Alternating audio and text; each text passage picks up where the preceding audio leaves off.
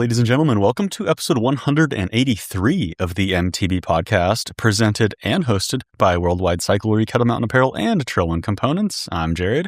I'm Liam. And I'm Tydeman. That is right, ladies and gentlemen, we are back. And in this episode, we are going to discuss some bike quiver optimization, another installment of how it aged, plus some classic listener questions ranging from race day bike setup to if you should upgrade your bike and everything in between. All the fun topics. Oh, yeah. Stacked agenda, right, Liam? Right. Mm-hmm. Let's get right into Zach's words of wisdom. The days that you least want to kit up and head out to the trail are usually the exact days you need the ride the most. Say yes to the hard starts. Nice. You know, I agree. Didn't come to the gym this morning. Oh. He rode instead. But Called out. Called out. he did. At least he rode. Yeah. And we rode to it yesterday morning as well. Nice. Yeah, I mean, I agree with Zach. You know, the days where you are just like, oh, I just want to hang out, chill, do nothing. But then, you know, that is the day that you need to go ride. Eat the frog, right? Isn't that what they say? I almost always want to ride my bike. Yeah. I generally come home from a ride and I want to go ride again. Yeah. There's another trail that I want to go ride. Or there's something, right? It's like, wish I did have a little more energy because I would have done that again or something. But yeah, to me, it's more like the workouts or an interval on the bike or something. That's where I'm like, I just want to go ride my bike for fun. Right. Mhm. But yeah. Yeah, the gym is always that one for me. Forcing me to get in the gym is difficult. That's Yeah, why I just same. go to Sports Academy and I just roll in, 8 a.m. class, work out with the girls and the moms. It's like 3 dudes, my girlfriend and 15 chicks. And I just do the workout and leave. I don't have to think. I just roll up at 8 a.m. and do it. I do think the class forces you to turn up. Because Yeah. I've been saying I was going to go to the gym since January and I'm still yet to go. Yeah. Yeah. I'll just go ride instead. Right? I mean, yeah, when you sign up for something, it forces you to be a little more accountable. It does. It For does. sure. Yeah.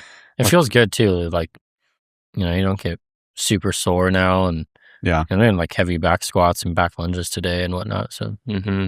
Over the Yeah. hump. Beast mode. yeah. Speaking of beasts, Daniel's fun fact. Because of the dramatic hook shape of the California coast, Reno, Nevada is actually further west than Los Angeles, California. Reno sits at a longitude of roughly 119.8 degrees west, while Los Angeles sits at about 118.2 degrees west. Yeah, I recently saw this fact and I was like, wow, that is kind of crazy that our Reno location is further west Yeah. than we are. I'd have to double check that because we're further west than I was about to say, LA, where, but That's true. we're probably right on the It's probably line. very Yeah, close. we're Yeah. I was probably about to right ask on it. where that is for Los Angeles. Because Los Angeles is It sprawl. is. Yeah, it is And true. Reno is too, though. Reno Yes, is very true. true. Yeah. So I don't know if these are like, city Exact. halls or Yeah. Or like the city center or whatever they Is the Reno shop in Sparks or is it in Reno Yes. proper? is in Sparks. Oh, okay. Yeah, I so think that's a little that's kinda further like- east too. dude, I think Reno's further west than us. It's Santa Barbara's further west than Reno, it looks like. Okay. Wow. Okay. Lightly by Okay. like my eyeballing a map right now. But Yeah. I don't have it. If you hit the point on maps, it'll give you the latitude and longitude as well. Mm. If you just click Yeah. drop it on there. But yeah. always a fun fact. That's a fun little tidbit when you're at the bar hanging out. Well, did you know Lake Tahoe? That's when people always say Lake Tahoe is west of Further Los Angeles. And people are like, what? Yeah. That's not on the coast. Oh, well, touche. Well, let me tell you. Yeah. Well, let me tell you Yep. something. Well, speaking of which, are you there, Liam? Did you figure it? No, it's all good. Oh, I didn't. Yeah, I exited out. that's Yeah. all good. People tuning in for us Yeah. figuring out how to use Google Maps. On a podcast that you can't see. Yeah. We'll move on. Speaking of which, we've been riding bikes lately, and we have been enjoying these rides. And you guys had a couple of pretty sweet events lately. In chronological order, you had the Great Descent and then Lost and Found. Why don't you tell us a little bit about the Great Descent? Yeah. Went well for one of us, went catastrophically wrong for the other one of us. Who do you want to guess? Well, I know what happened, so Yeah. I we dropped in. It was a great morning. Me and Tydeman and the girls camped up top.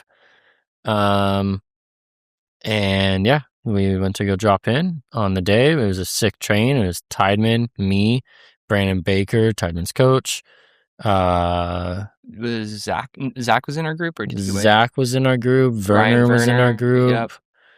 Someone else. There's one other. No, that might have been it. Okay. That's 5. The other 6 this year. Yeah. One other person. Oh, Nash. Oh, Nash. Yeah, Nash was behind Baker. Mm-hmm. Yeah, so then I made it 2 minutes in following Tydeman. And nothing crazy. There's a little rock gap. And Tydeman floated it, and I floated it, and caught an edge and blew up my prototype wheel. Yep. Catastrophic. Tire off, tacoed the rim, 2 minutes in, and walked back to the start and rode my bike down the road. Yep. Not even. Yeah, I had to push it. You had to or no, walk you were it, right? riding. No, I rode it. Yeah. I rode on the rim, yeah. Oh my god. I think people pedaling up were like, what did I just get into? Yeah. They're like, Yeah, I didn't even start. Like one group passed me, and then I got to top, and like everybody was, all my people I knew and friends were there. They're like, what happened? I was like, don't even know. Honestly, like, you didn't even crash or anything, right? You just landed and then there's.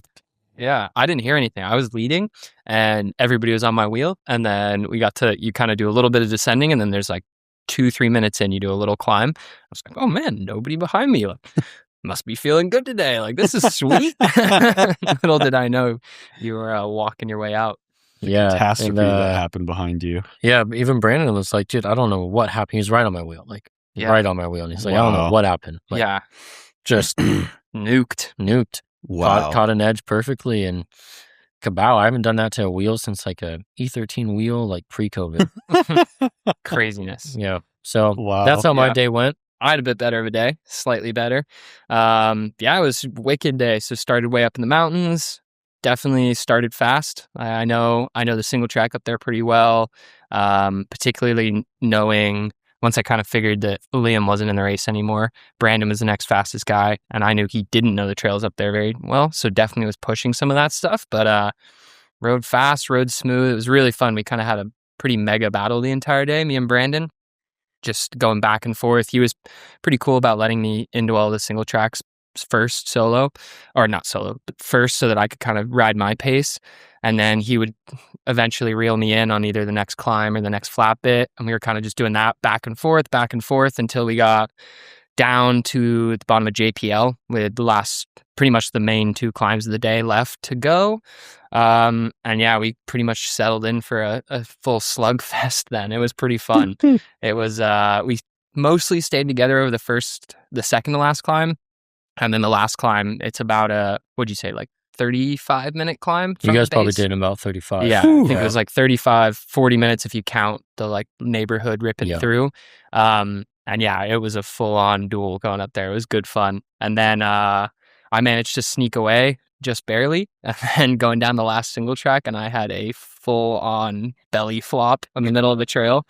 I was so cross-eyed going down the trail that I drifted wide in one of the corners, and I caught a rock and full face plant, split my elbow open, like sliding across the ground on my face. Broke my shifter, twisted all the bars, everything was messed up. Managed to just like hop on the bike, twisting the bars, trying to get them straight. Kind of said, screw it, let's just go. Hopped on, and I'm rolling down, realized my shifter's broken, so I had to ride the last 4 miles in my hardest gear, just slogging it out, cramping, like arm bleeding everywhere, but held it out, made it to the finish. Snuck away from Brandon. I think it came down to like 30 seconds, 45 seconds. Wow. 30 to 40 seconds, probably. And so it was a rough 4 miles at the end there. I was just holding on for dear life. And just a reminder, for those who don't know, you have is it a 36 tooth chainring? Yes, yeah, I got a 36 tooth chainring on there. 36 tooth chainring in your hardest gear. Yeah. And every red light was Oh, I came into one of the lights. The first light we got to, actually, I rolled into it, and right before I got to it, it switched. It was green, and I was mashing. Perfect. I'm gonna make it. I'll make this one at least. And it switched to red, and the cars kept going, or started going, so I couldn't just blast through. yeah. It's like, you are kidding me right now. This is the last thing I want.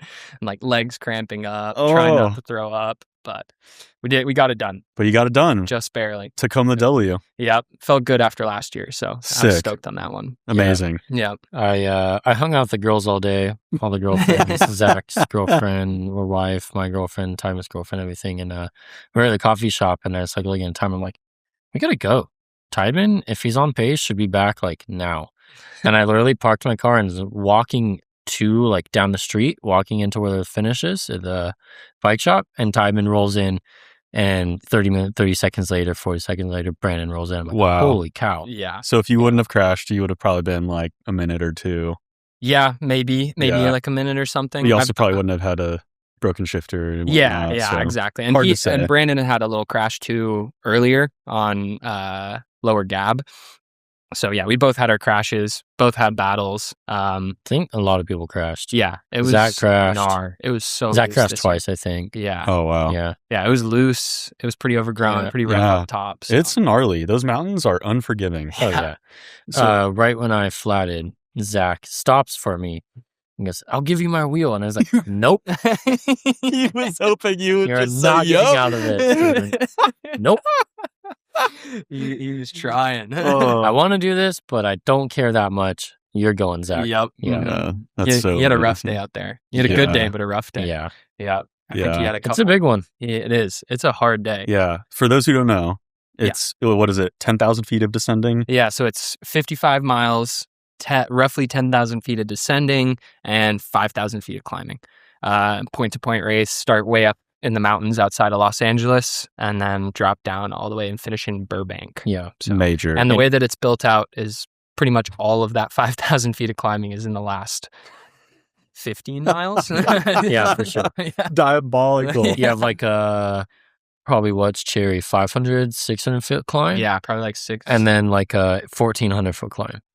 You're like, right when you think that you are home safe. Yep. Cherry might be even bigger than I that. think it might be a Might little be like 800. 800, Yeah. I'd say. Wow. But yeah, you do like sick backcountry single track trail day, all this. There's some climbing up there. It's definitely not all downhill. Right. And then you pop out in the bottom and it's just like wham, Yeah. wham. Yeah. And it's not by any means like fast, flowy descending. No. It is, the top of like Silvermont can be, Yeah. but it's loose though. yeah. Like, Like you're on loose. your toes, Yeah. yeah. you know. I think I was off my bike for probably like walking through the creek because there's a whole section that you Yeah. kind of just like zigzagging through a riverbed. Mhm. And I just decided it was easier instead of like zigzagging back and forth that I just got off and started like speed walking down the creek bed, Yeah. just carrying my bike. Oh, wow. So, it's like proper adventure riding. Yeah. That's the Oh, funny man. thing. You're like racing. Even when Brandon was like catching me in a couple of those sections, I was like, dude, what are you doing? Like, how are you catching me in a creek bed right now? Like, why are you racing this part? But hey, it worked for him. So, That's Yeah. amazing. yep. Wow. And then you guys also Yeah. We, did a complete opposite end of the bike spectrum racing, Just about. yeah. just about Lost and Found, which is 100 miles in the La Sierra. Yep. And We- how was that? We also we went 1 for 4 in our 2 race weekends of having good days. I'll say that. It's a good way to put it. Yeah. So yeah, it was a rough day for both of us. We Yeah. were Yeah. hurting. You want to go? What do you want? Go ahead. You go first. I was just started off in the first wave and probably should have not been in the first wave as far as my legs went that day. And yeah, like made it literally like to the top of the first climb, like in group 2 on the road, like where I want to be. And they surged kind of on the flat and my legs were just like fully locked up, like maxed out. And I just washed them right away from me, like 25 minutes in. It was like Yep. sick. Yeah. I cannot push anymore right now. My legs are completely like maxed, locked. And if it was like one of those is like just 15 more pedal strokes and you'd be on it. Mm-hmm. But like I had nothing more. Mm. Yeah. And I just rode the next 6 hours by myself, really hoping I thought so. I did that, and then I was just like, all right, regrouped, whatever, pounded some gels, some food. I'm like, whatever, I'm just gonna keep riding. And then I was like, I could see riders up ahead, and I was like, that looks like Tydeman. That looks a lot like Tydeman. I almost think for a fact it was Tydeman. Yeah. Because you'll hear his story in a sec. But I was like, oh, if that's Tydeman, that means he got dropped too. And I hope he waits at the aid station for me, because then we can just have a day. Like, just chill. just ride, have fun. Yeah. But he didn't. So I basically stopped for 3 minutes of 6.5 hours, still trying to like quote unquote race. And Yep. yeah, it was still a good day. It's so nice out there. It was a good course this year, better than the previous year, I think. Really? Definitely the best, in my opinion, the best course. Yeah. One of the best gravel race courses I've done. Yeah, it's super fun. Yeah. Terrain was rad, and like wasn't like last year is very front loaded heavy of good roads and good climbs, and then it was like a lot of just flat headwind or like undulating stuff.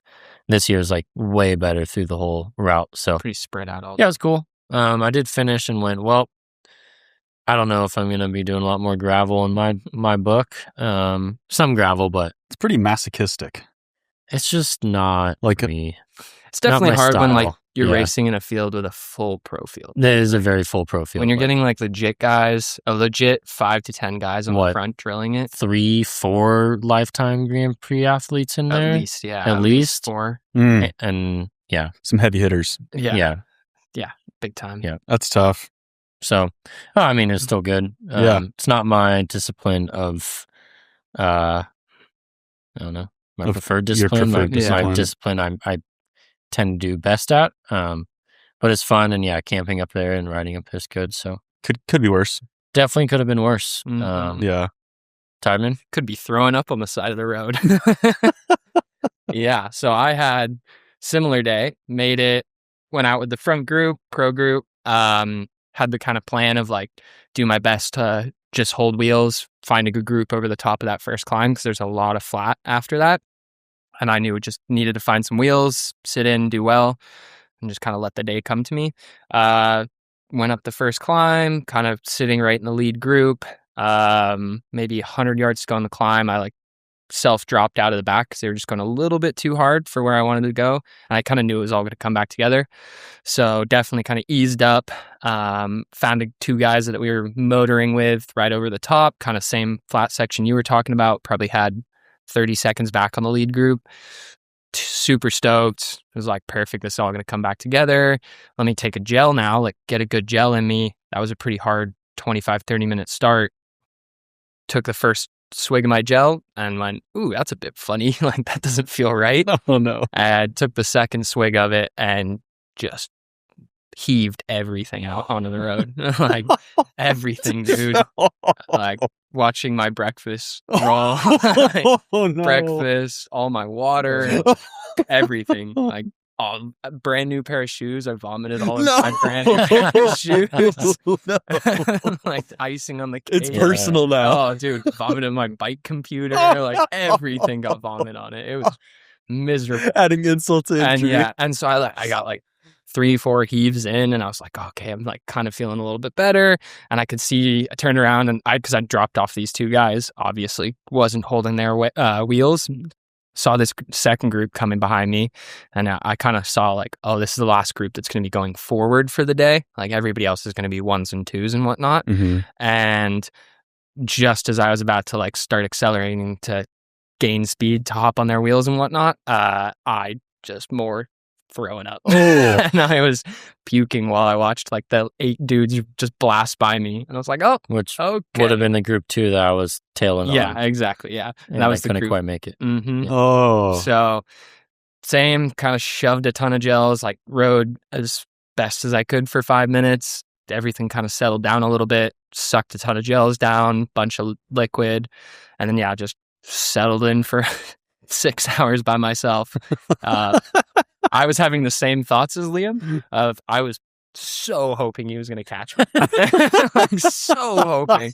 And I sat at the first aid station because I sat, 40 miles in, I stopped at the aid station, and I was sitting there, and one of our friends from Heather from White Industries was there, and I was like, oh, I could wait for Liam right now. He's probably just a little bit behind. It's like, I don't really know where he is, so I'm not going to do that. I'll just keep riding. But I rode, 6 hours by myself. I probably sat in a wheel for, after puking, I think I got maybe 30 seconds of draft. The one guy that passed me sat in his wheel for 30 seconds, couldn't hold his wheel, and said goodbye and rolled solo. Yeah, I got one pro guy who self-dropped right away, but then continued to ride a solid 300 watts all day. I don't think he dropped below 300 all No, day. Just like- let us all Like do our on thing. the climb, he just let everyone go over 300, and then he just rode 300 the rest of the day. So I sat on his wheel for 3 to 5 minutes, maybe. I took one pull for him, went back on his wheel, maybe 3 to 5 minutes, and then the next steep climb, he just continued his 300 watts, and I was like, yeah, I'm going to drop below that. And yeah, that was my pulse. Yeah. Or wheel chasing. Wow. Yeah. But again, same as Liam said, I finished this year. Last year I didn't because I was sick. So that was kind of the second that my day went out the window, or race-wise went out the window. I just said, like, I want to finish. I want to get this one done. And yeah, definitely was not super pumped afterwards, but I do want to get this one right. I'm pretty motivated to have a good day there because I do think I can have a good day there. Just need to figure out what's going on because it's been, I think that was my 4th or 5th time I've done it, and I've died every single day. I've not made it through that race well. Oh, So brutal. yeah. But it was, again, as Liam said, beautiful time up there. Yeah. Always cool. Like Sierra Buttes puts on such great events and cool people. Beautiful place. There was one pretty amazing valley that we came into that was pretty spectacular. It was like 30 miles in, I think, and you just came into this pan flat, crazy mountains all around you, just this beautiful road that kind of hugged the side and then just shot out across the valley. It was like, okay, yep, this is all right. Like, this isn't the worst place to be solo for 6 hours. So No, Sick. it was good riding out there. yeah, It would have been great if me or Tydeman met up. yeah. I think we would have had a great day. Yeah, if we just rode next to each other. Yeah. Would have been way more enjoyable Yeah. Oh, instead it's of so 10 funny. minutes in front of each other. Walkie-talkies next time. Yeah, something Dude, like that. Seriously. Yeah, like literally probably like 5 to 10 minutes away from each other for like most of the The course. entire day. The Yeah. entire day. Oh, man. Wild. Yeah. Well, yeah, that's bike racing. That's bike Yeah, racing. enough huh? about us. Glad it doesn't pay the bills. Yeah, exactly. Amazing. Oh. Wow. Yeah, enough about us. Oh, What's new with you? You got something new to talk about? yeah. Got bit Yeah. by the bug. I know. So, well, this all kind of came to be when we went to Revel, and I really got to put the Ranger through its paces out there, and Yep. I got a Ranger. So we all have Rangers now, which is hilarious. Yep. Unbiased. It's a good bike. It is a great bike, and I had this realization, which we actually have a listener question that is pretty similar to the conundrum I was in, where I realized that I don't need 3 full suspension mountain bikes. What? I know. You need 6. Ludicrous. I need 6, yeah. Which, I mean, N+1. that's the thing. It's always like N+1, N+1. Nobody ever says N-1. But I thought, just it makes sense to have a small bike and a big bike. I don't need small bike, trail bike, and big bike. As much as, and you can get so in your head that I'm like, you justify it any way you want. You know, oh, I like to ride that bike sometimes on that trail. Yep. Yep. Okay. Of course you do. But the Ranger, when I rode it, I mean, people are going to be so sick of us talking about Rangers because, I mean, we're just raving about them, but it's warranted. Yeah. But like that bike for me replaced my cross country bike and my trail bike, Pretty much. Yeah. which is pretty sick. Mhm. Yep. And I didn't like, I knew the bike was super good when I rode the demo or whatever, when I rode our media bike. I was like, this is sick, but I want to put all my parts on it. You know, I want to really like get to know this thing. Like, we need to get intimate. You know what I mean? And we got intimate and we're in love. Yeah. Yeah. Very So, nice. I'm pretty stoked. Same build. I just frame swapped my ASR Fox 34 130 Grip X. I got the XTR Di2 on there, which we're back together again. A little bit of Yeah. a toxic relationship. On again, off again. You don't like how loud she is, but does everything else good? Yeah. She's a good performer. But no, in all seriousness, I went out for the first ride on it this morning and I was really enjoying it. I'm Yeah. like really, really stoked on that bike. Yeah, it's crazy what that Yeah. bike can do. We rode it in Revel, which also I did go to Revel between these two races. So I flew to Yeah. Colorado for 3.5 days. Rode a 2.5 bunch of bikes days, that rode weren't bikes at yours. elevation, flew home, drove up north. Yeah, tried to race a bike. Anyways, Rode 32-inch bikes. rode 32-inch bikes out there. Yeah, that was cool. That was cool. But yeah, we rode pretty much a downhill trail, Longhorn DH. Mhm. I want to say downhill dual crown, but it's an enduro trail. Yeah. Proper. On Rangers, stock builds from Revel, literally rolled them out of the shop, Yeah. bone stock. Yep. With like zip wheels and I9 wheels, so like 800 bars and all. 800 Yeah. bars and all. Just like, here's a bike. Go ride it. Yeah. Oh. Try not to break the carbon wheels. Yeah. And try to survive. But we rode that, and then now all of our bikes are set up like pretty XC out here and everything. But like it's insane what like a wheel set, pretty much just a wheel set and maybe a dropper and Mm-hmm. Stuff can do to this one frame. Yeah. So sick. For Yeah, sure. yeah. Yours is on the race here end of the spectrum. Mm-hmm. Yeah. But still very capable and just the suspension is so good and it reminds me of my first Ranger that I had, but even more capable, which I'm very stoked on. And Give us a brief rundown of what you got on there. What's it built up with? I got the Shimano XTR carbon wheels, XTR Di2 drivetrain, Code RSC brakes, 180 mil HS2 rotors, Peacekeeper Macro 120 TPI, Suspension? Fox Factory, 130 mil Grip X damper up front, just regular float shock in the rear. Yeah, so there's a bigger shock than us. Yeah. Fox Transfer Neo dropper, Yep. Trail One, cockpit and saddle. Oh, saddle? Yep. Oh, saddle? Oh, saddle. Oh. And with the carbon rails, might I add, Oh. Ooh. 3D printed. Damn. Very fancy. And I am trying out those new Wolftooth bar ends on there. Pretty cool. Sick. Yeah, very Mm. interesting. Because they asked if we want to try them. And I said, yes, I am interested in trying those. And they're interesting. They're cool. They actually work. It's amazing how you really get the extra support from side loading your hands on something. And I was, as funny as they look, it keeps me wanting to keep using them because I do like them. So Sweet. that's the Interesting. thing, I don't love how they look, No. but there is a function to them, which I like. There you go. They look better than those old school bar ends of the 90s. Yeah, for sure. But yeah, I mean, that's the rig. 35 mil stem or 32. What's the shortest one we have? 32. 32. I think I have a 32 with the 35 riser bar. Yeah, I love it. Where's Sick. the first place you're gonna take that bike? First adventure, first non-local trails. Oh, non-local? Or it could be local.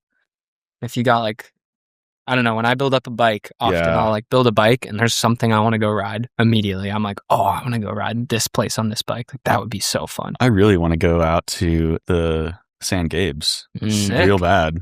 There we go. Like that's what I'm thinking about. Nice. But locally, I'm honestly Ojai. Want to go up to Ojai, rip the Perfect. classic CSAR to Gridley, see if I can see how it compares my time like on the ASR to this bike. Nice. I want to like pretty much same build, same everything, just different frame. I want to see how my time compares and adjusting, nutrition and strategy and stuff like that. And, and obviously have a ton of fun on the downhill. Sick. Super stoked. Yeah. Nice. But yeah, I just got to swap out my tire because included in that macro is like 3 or 4 dyno plugs. Nice. So yeah, a Yep. couple extra grams there from those. Speaking of wheels and tires, you guys are testing some pretty slick wheels We got some Envies. Yeah. The boys at Envies. Tell us a shot little us over about some those. wheels, boys and gals. Yeah. Yeah, we've been friends with Envy and chatting with them, and they're just really, I think, the broken wheel of my bike really pushed it because they're like, one of the guys saw on Instagram and was like, "Oh, you need a wheel?" I was like, "Now I definitely do." Yeah, so we're gonna test the M5 Pros and the XC28s. So Nice. basically, the race is basically an XC race wheel set and an everyday XC wheel set. Yep. Okay. And they're sick. We just put them on today, but they are looking mighty fine on the bikes. Nice. stoked. XC, the M5 Pros are like 1325 grams, and the XC28s are like 1500 grams. Woo. Yeah. So, Capable. yeah, like really, like I just said, like really solid for like a race day wheel and an everyday wheel. So Nice. Yeah. Put some paces through those and see how they are. Mhm. Very sick. But yeah, stoked on them. Yep. I think I was saying to Jared earlier, there's one part on my bike that I've always wanted and I've never got to try, and it's a set of Envy wheels. Yeah. Like, since I was a tiny little kid looking at the Cannondale factory team with the Envies, I wanted a set of Envies. And yeah, putting those on today, I was like, ooh, okay. Finally made it. Yeah, We made it. We made it. I'm big time. We're at the top. Yeah. Yeah. Yeah. I know it's kind of crazy because Jeff was like, Envy mountain bike wheels, blah, blah, blah. And they're kind of like definitely lean into the road gravel side of things now. They make road and gravel bikes and crazy wheels and everything. But Mhm. they told us the first world championship ever on Envy product was a downhill mountain bike world championship. Right. Damn. Under Greg Menard. Wheels Yeah. or was he on Wheels and bars? bar. Bar and wheel. Yeah. Interesting. Maybe even stem. Yeah. Because they used to make that direct mount. Yeah. Wow. That's so sick. Yeah. Carbon direct mount? Mhm. Yeah. Whoa. Yeah. That's sick. They're so sweet. Yeah. So, yeah. But Very yeah, cool. that's kind of it for now. But Looking forward to hear more about those. Yeah. I too have always wanted a set of Envy wheels on my bike, and I have not had them. well, I'm sure we can share these things. Yeah. I have a few wheel sets coming. So Nice. Yep. Yeah. Yeah. Stoked to try those out. yeah, last bit of product. Trail One saddles are live. You Been teasing them, had some samples floating around. nice. Kind of few of us have been riding them. Tydeman rode the Chromoly Rail foam saddle for 36 hours in Italy Yes. Wow. in 1 week. Yep. It worked well. And you are alive. I am. And your butt's intact. It's a war zone. No, I'm doing good. We're doing good. Nice. And yeah, so there's two saddles. Let me get the names right. The Sheep Thrills saddle is Mhm. a premium saddle, 3D printed upper with a carbon fiber rail, multi-density 3D printed. So meaning there's a little bit more support and more like density at the sit bones, and as you move towards the nose, it gets softer and softer, which is really nice for like sitting in the saddle climbing, and then on the nose for going uphill. Mhm. Mhm. They are a little bit shorter of a profile to really work well with steep seat tube angles. Don't need that long seat anymore. No. And yeah, they use the same exact base, both saddles, and then the more value oriented one, which is just chromoly rails with a nice foam upper. Yeah, the 3D printed one retails at $249, which I believe is the most affordable, well-known, take off Alibaba and AliExpress and everything, well-known, tested, designed, 3D printed saddle with carbon fiber rails by at least $50, I think. Nice. Pretty good. That's pretty good. Yeah. And as a mountain biker, using the 3D printed saddles, having the top of it solid, Yeah. not having all the holes in it is so nice. Yeah. Because all that stuff, the second you start getting the stuff spraying up from the rear tire, it just packs in there, and you can feel it when you sit on the saddle, Oh, like that all makes the mud sense. and everything. Yep.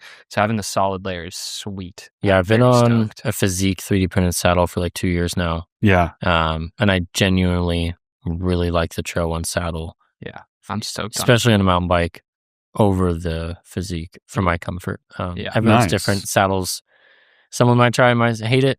Some of might love it. Saddles are very personal Saddles preference. saddles are like that. But yeah, and then the foam one, Chrome Only Reel retails for $89, so you're pretty standard saddle. So Nice. yeah, very stoked on them. Took a long time designing them, getting them out, doing the packaging. So if you get one, I hope you like it. Good job, Liam. Thanks. Thick. Yeah. And, we're looking forward to hearing how people like them. I mean, it looks great. It's sick. Just got one. Haven't tried it, Yeah. but I'm stoked to try it. Been wanting one for as soon as I laid my eyes on it. Yeah.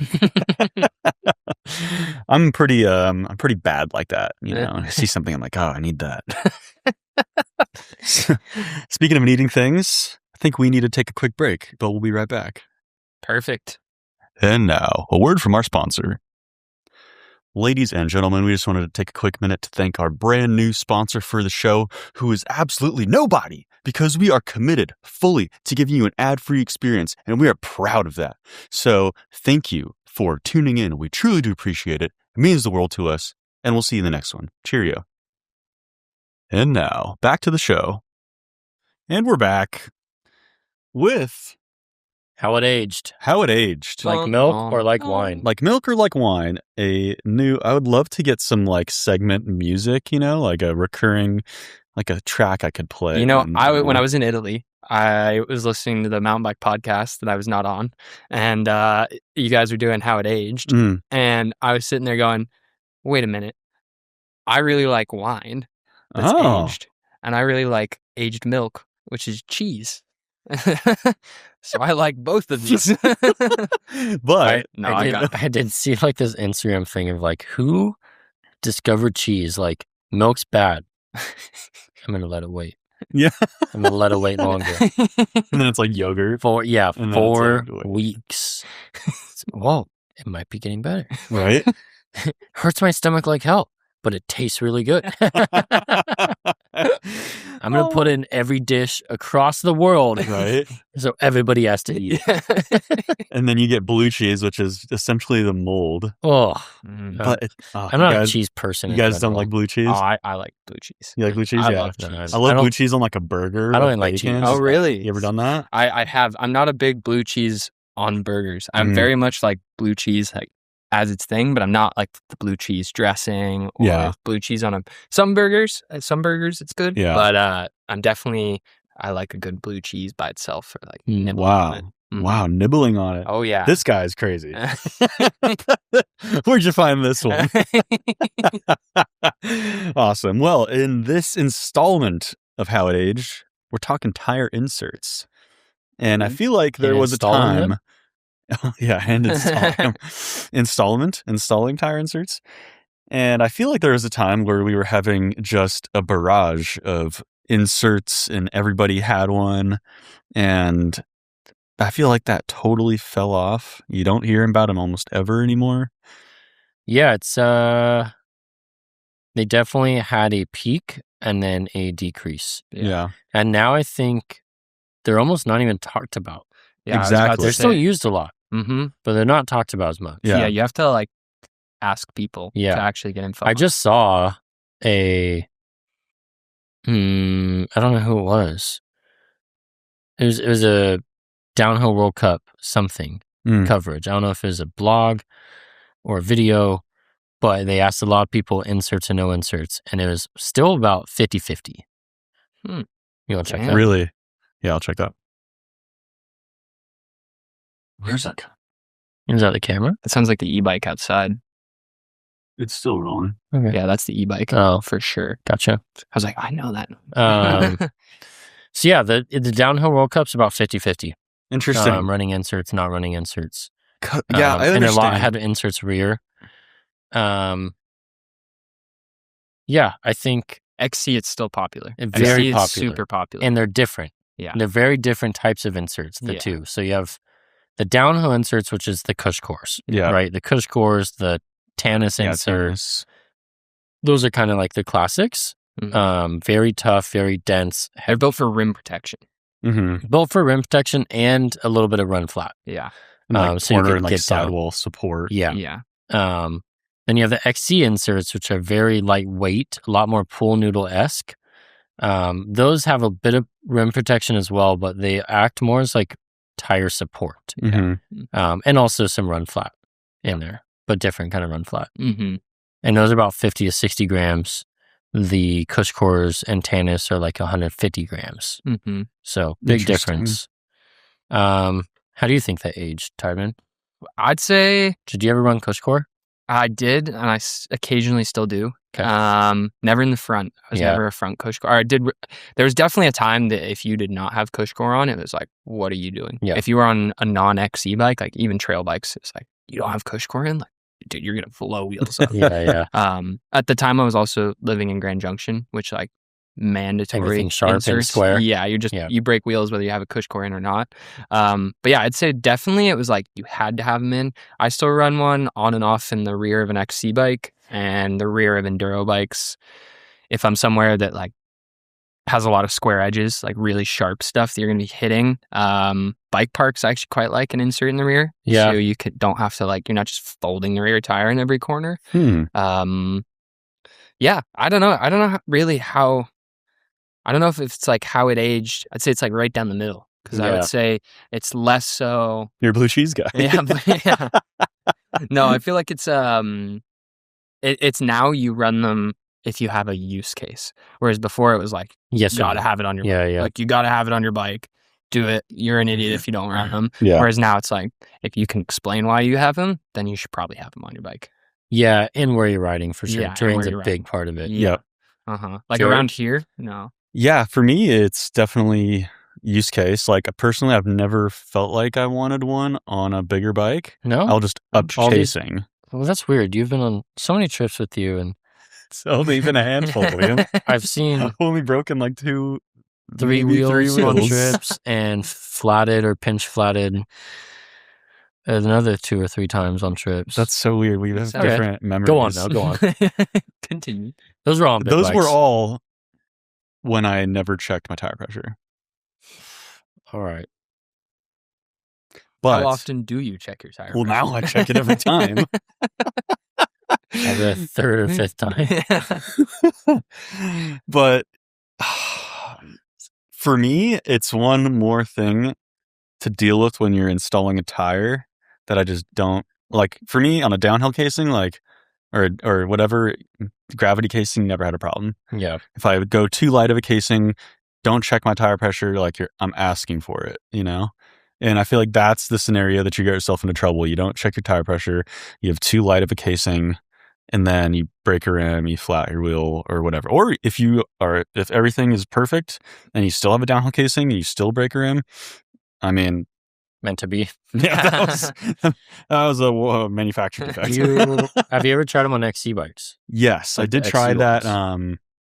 What was it? The Vittoria Airliner Light Okay.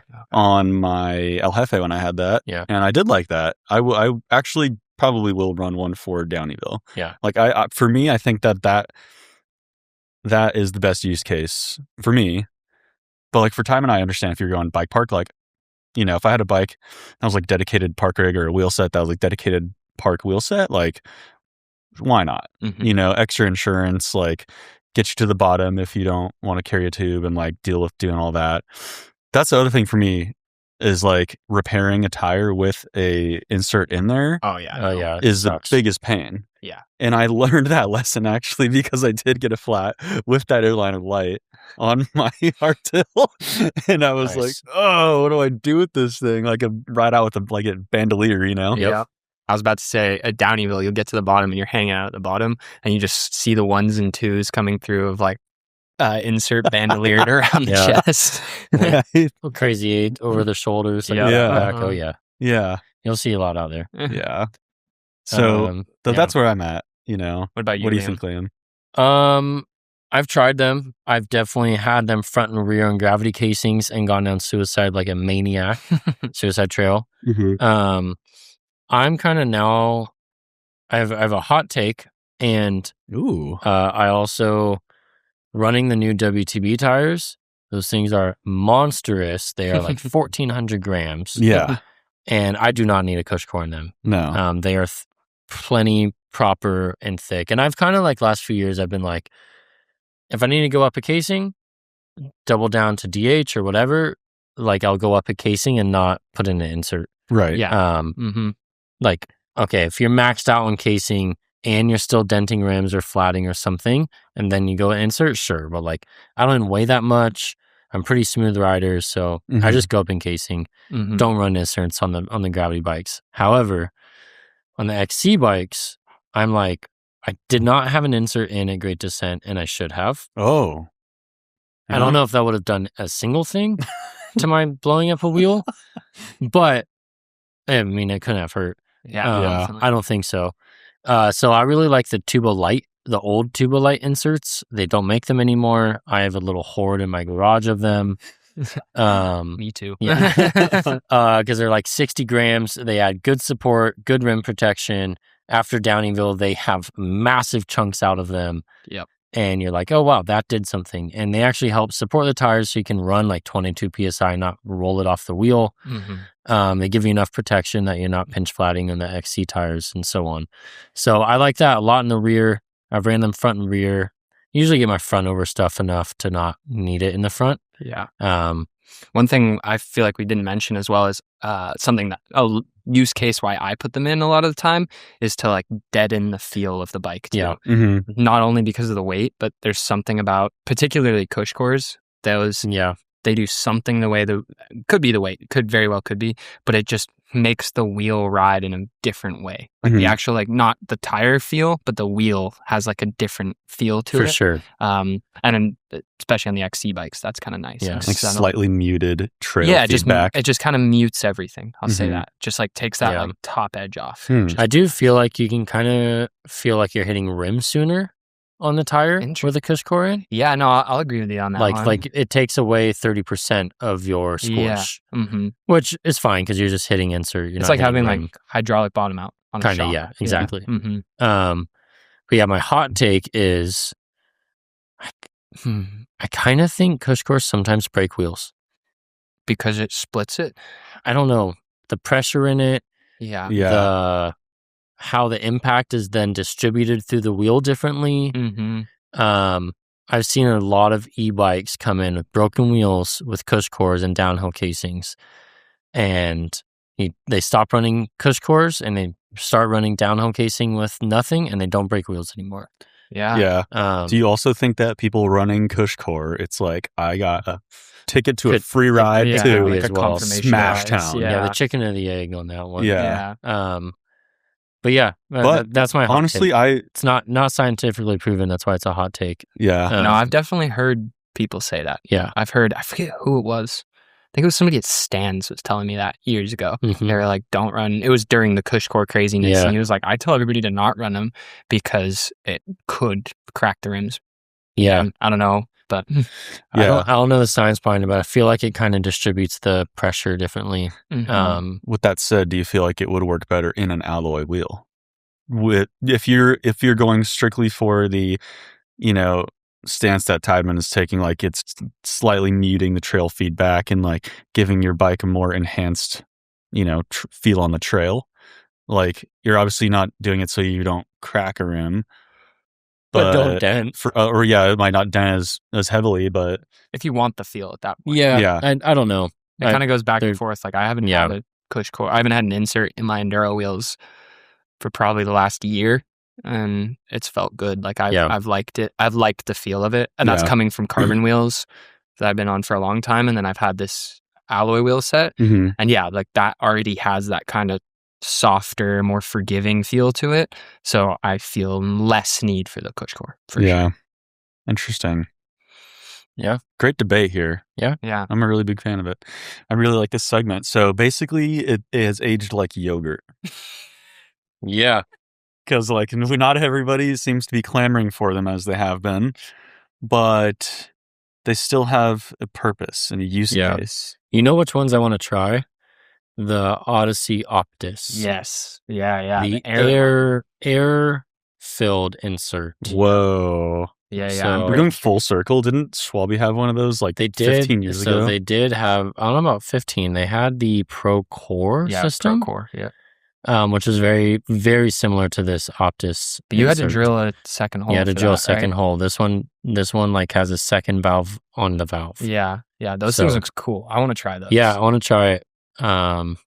If anyone from Odyssey's listening, we want to try them. Yeah. Send them our way. Send them a few. It's a tube inside your tubeless tire. It looks like a basically. TPU tube. It does look like a TPU Yeah. It tube. is like a road bike TPU tube. I have seen these. Almost. It's probably thicker than a Yeah. TPU standard, Mhm. and it goes inside your tire. I've heard mixed things on those. Okay. Yeah. So that's why I've been like Yeah. not 100% sure, because Wow. I've heard some people say like, this is the greatest thing ever. I love these. And then I've seen other people that just do not get on with them. Yeah. I know a couple people, I remember when they first came out, had a bunch of issues with them losing air. Mm. You just got a tube floating around. Yeah.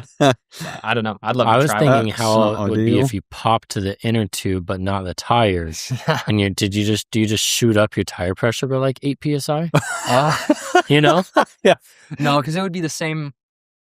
Oh, No, because you have because you have a your 30 volume is- psi you here. would lose. That's- Your yeah. volume would increase. Your volume, Yeah. your effective volume would increase because this is Yeah, volume. but I don't know how that would change. I wonder if that would we need- equalize. That's a need an scientific. engineer. That's Wow. another scientific. That's a fun issue or problem to solve right there. Yeah. I'm a bike mechanic. I'm not an engineer.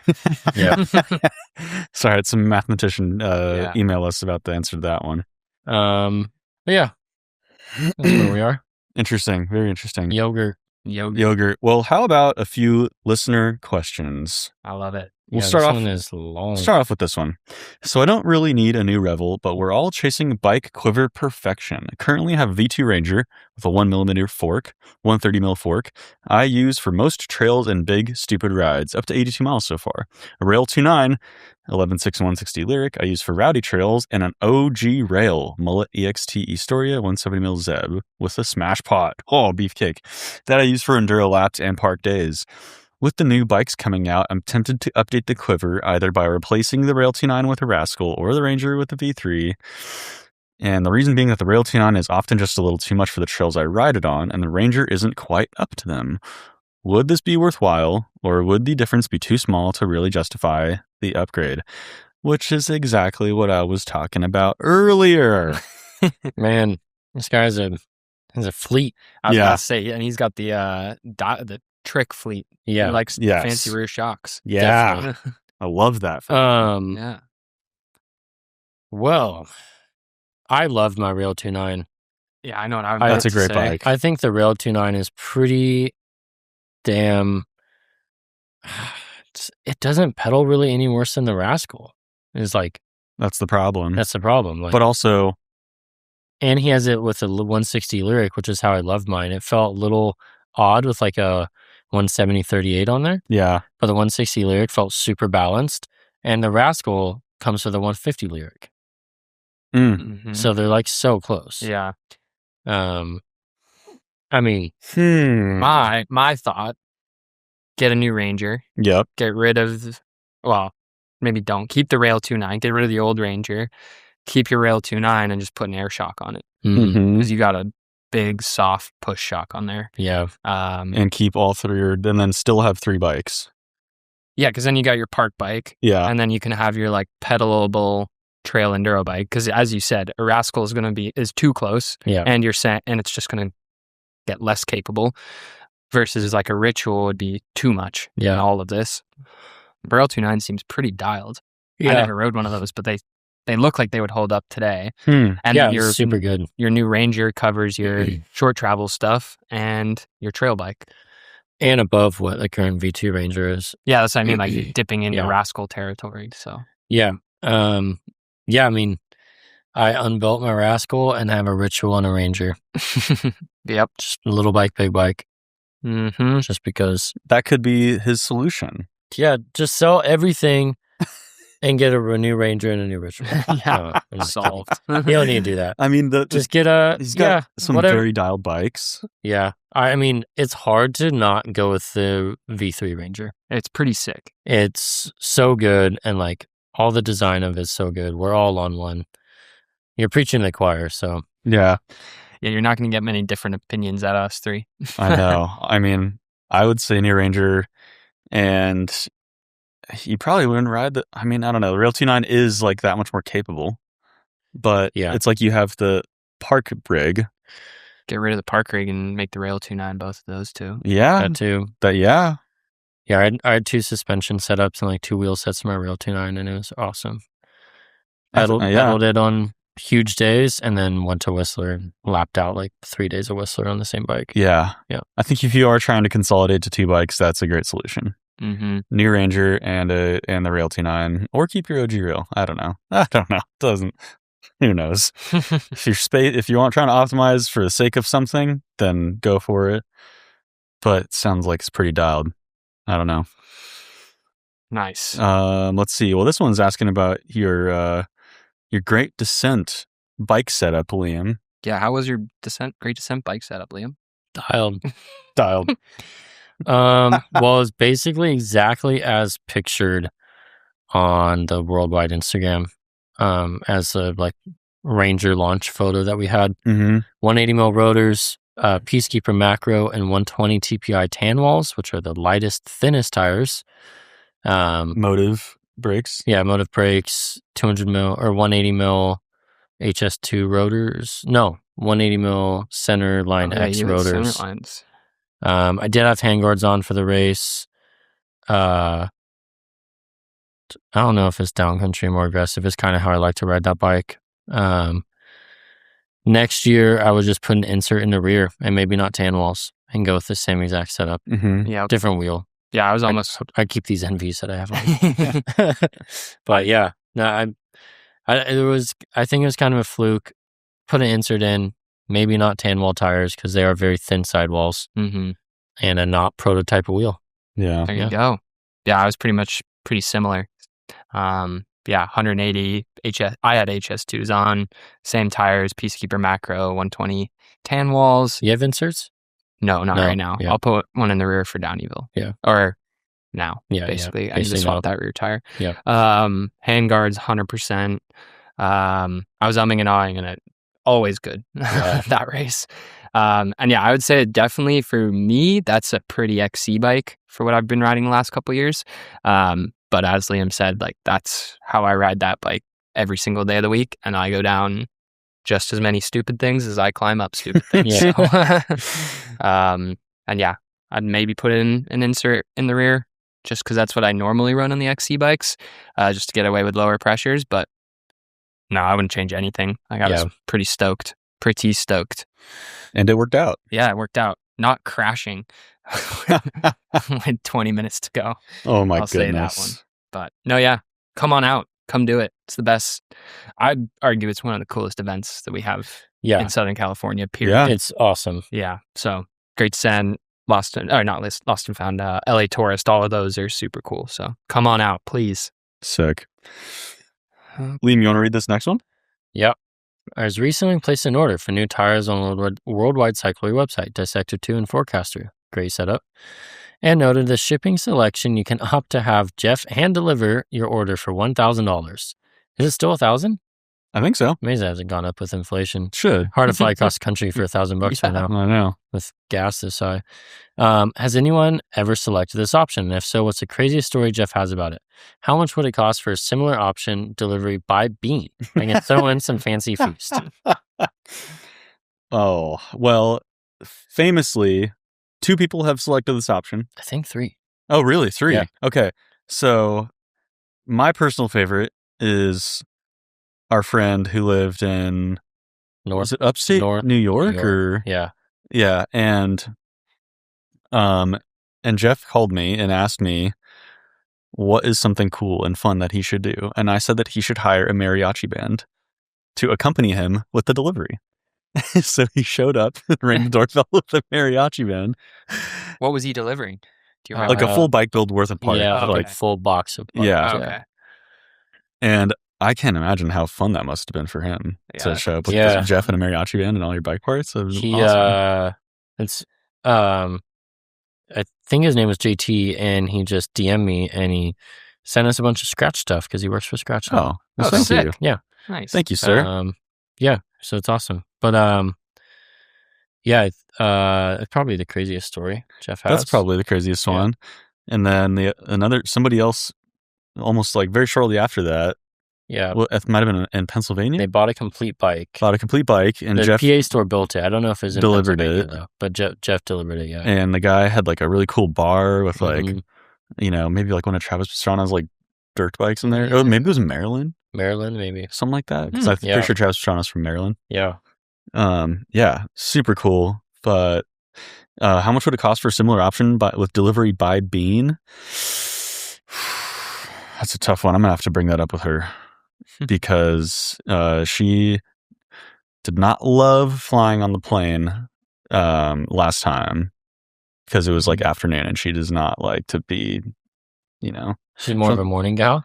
Yeah, like because she's after being up all night, they do the night shift, and then like morning is all like chill time after the night shift. So we flew in the morning, and she was totally cool. And then we had to like wait around all day for our flight on the way back, and she's like ready to go. Gotcha. And she was like, "Get me out of here." Where'd you fly to?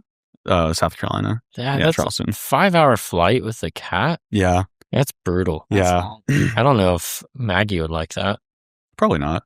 Michelle, like I said, she did great on the way there. Like maybe one meow, and the time, like she was meowing the whole time the way back. Like, Maggie would probably bark at every guy with a hat. Yeah. She doesn't like hats, huh? Idiot. Yeah. I think Bean is more. We speak about Bean more than anything other than bicycles. Yeah. On this podcast, she's a recurring part of the an essential component of the podcast. Mm-hmm. Yeah, people love to to write to us about her. Yep. Yeah. How about I think we got time for a couple more here. Dos más? Yeah. Tydeman, you want to read that one? Perfect. I gotcha. Convince me not to replace my SB150. What is it with all these people convincing them not to buy They bikes? need therapy. I'm way better at buying bikes. Like Liam was my bike therapist. Yeah. We are everybody's collective bike therapist. Yeah, but it just ends with us buying more bikes. Yeah, no. This wasn't for him to not buy bikes. It was for him to go from 3 to 2 and how it's going to do. And get new ones. 2 new bikes, 3, sell them. The money's going to proceed to come back in. Yeah. Stimulate the economy. I'm good at that. Okay, so hey team, I love the pod. I have an SB150. I love it, but with all the addictions, after a while, Addictions? Okay, after a while, I start to get the itchy scratch for something new. Not sure if I need to get that looked at or not. Right there with us, man. Yeah. Honestly, what are the pros and cons between the 150 and the 160? I race enduro recreationally, and I've also signed up for the Trans-Tasmania in March next year. Sick. Why aren't you guys coming? Book me a flight. I'll be there. Yeah. I do a bit of everything. Sometimes like to go out for a long XC ride, which I'm happy to cruise on the 150, but I do also have a 140 hardtail, so I prefer my main bike to be capable. Love to hear your thoughts, especially Jared's. Oh. Love from Australia. P.S. Bean rocks. So Bean, a man after your own heart, Jared. Yep. Team Bean. That's really tough for me. The SB150 is for sure one of the best bikes I've ever had. And it's hard to justify getting rid of it, especially if it's been treating you well. Have you had a 160? Never had a 160, no. Just the 140. Yeah, I didn't have one either. Yeah. Nobody, I think, I had really two. had the 165 for about a year, I guess. Did I have one 150 or 2 150s? Yeah, at least had one. I know. I think you had one. two. I think I had 2. I think I had a medium and a large. Yeah. I mean, I say keep it. I mean, like the pros and cons for me, they say that this 160 is a little stiffer, right? Yeah. Because they redesigned the links and how everything comes together. Yep. But I mean, if all you're after is stiffness, and they obviously get 10 mil more travel, but hot take, get a 140. Hot take, get a 140. I mean, I love my 140. Beef it up. I had it for 2 years. Yeah. And just now coming to terms with, I don't even want to sell it, but I'm going to because, for all the reasons we just talked about earlier. But like the 140 for me did everything that my 150 did.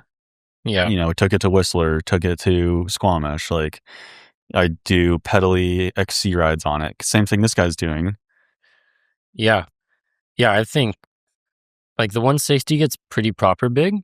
Yeah. And I've only ridden Tasmania, not in the rest of Australia, but I think it's like not super gnarly. Could be wrong. Trans-Tassie? No, Trans-Tassie has some gnarly stuff, but Mm. just like general riding in Australia, daily riding. Oh. I think like SB140 would Yeah. be really sick. Yeah, SB140 would be sick And- for Derby. And probably 80% of Tassie as well. Yeah, probably. Like there's some of the gnarlier stuff up top and out back that they do in the Trans-Tassie. Trans-Tassie does Derby thing a day, like on kind of the Bay of Fire stuff, and then they go. They might do. Do they do a day in Medina or two? And then they go to the east side of the island and ride Queenstown, Tasmania. Sick. Not Queenstown, New Zealand. Is that the Queenstown, west side? Tasmania. It would be the west side. You're right. Yeah, far west side.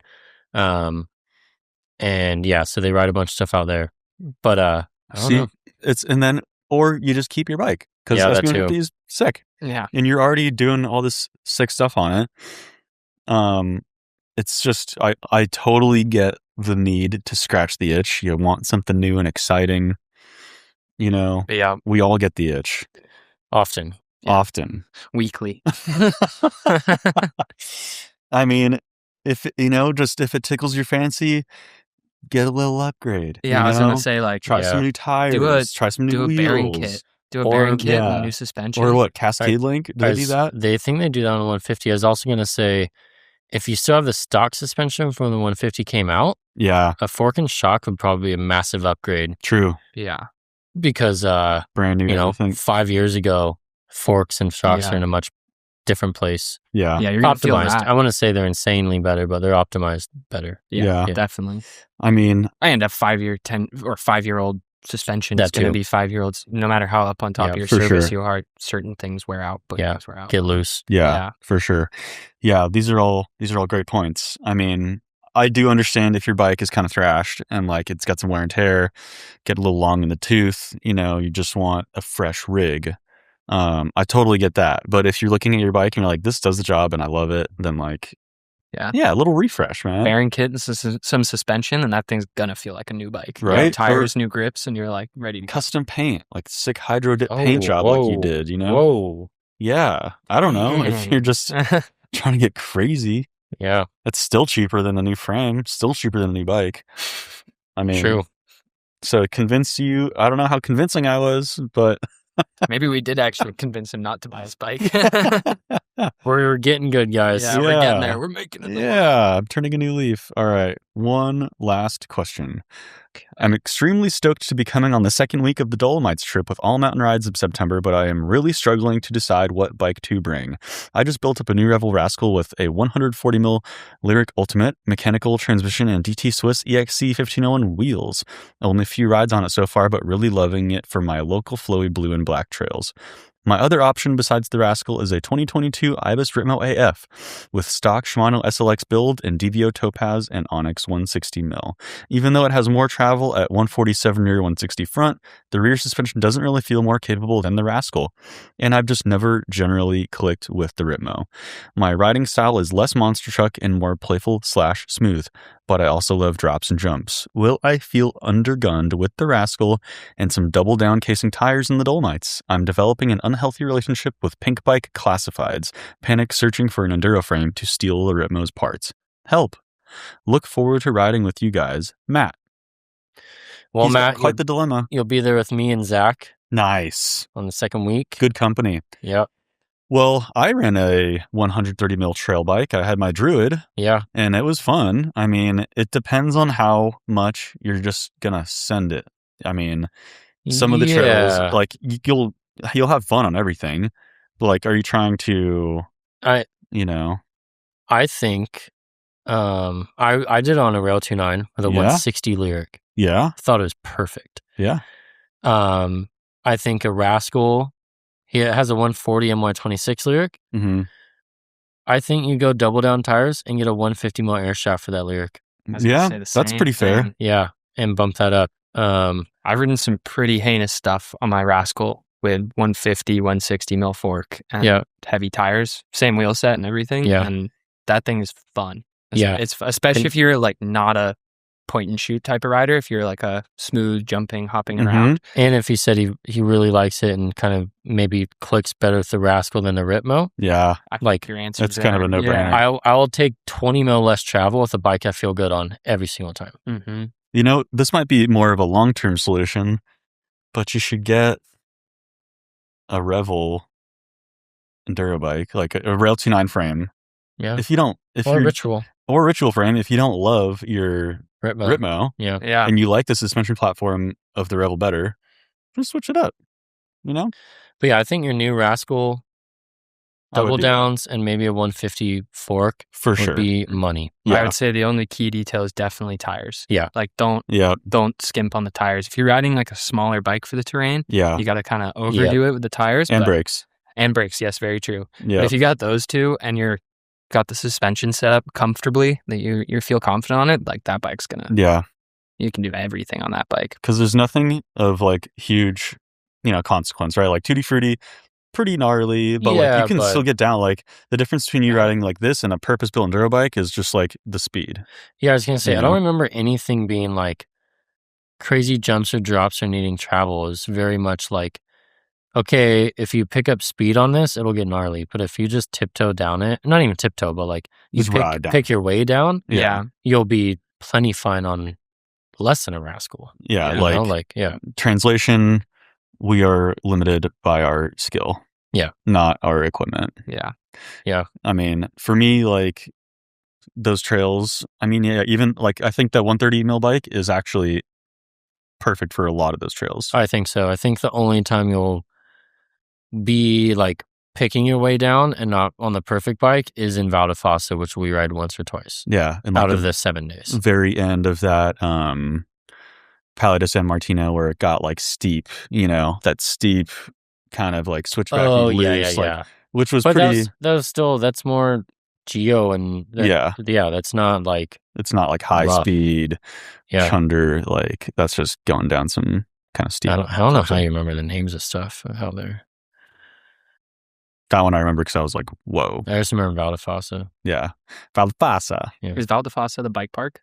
Yeah, that's where they just like in Canazei. Val di Fassa is where they just have the EWS. I know, yeah. But by when you were saying Val di Fassa versus the other trails, that's like the bike park trails, or is that just it's both? Area? But it's just a valley. Oh, okay, just a separate valley. Definitely more man-made built trails. Yeah, makes sense. I don't think it's a proper bike park though. I think it's just open trails. There were bike park. Remember that one trail we kind of dropped into is like machine built flow trail. Yeah, and then you get into the woods and like there's a bunch of random like but we went to Cortina Bike Park. That was like an actual bike park. You had to pay a separate lift ticket for the day. Okay. This other stuff is just like almost like a public city bike trails. Park. Yeah. It was pretty sick. Yeah. That's cool. Because you could take up the gondola. Yeah, or you could pedal if you wanted. Yeah, or you could pedal it. Or just drop in. Yeah, that was pretty sick. I'm super stoked to go back there. You're gonna have a great time with those guys, Matt. Yep. Yeah. Well, on that note, thank you everybody so much for tuning in. We truly do appreciate it. And I guess we'll catch you guys in the next one. Guess so. Yep. Right. Cheerio. Love ya. Peace.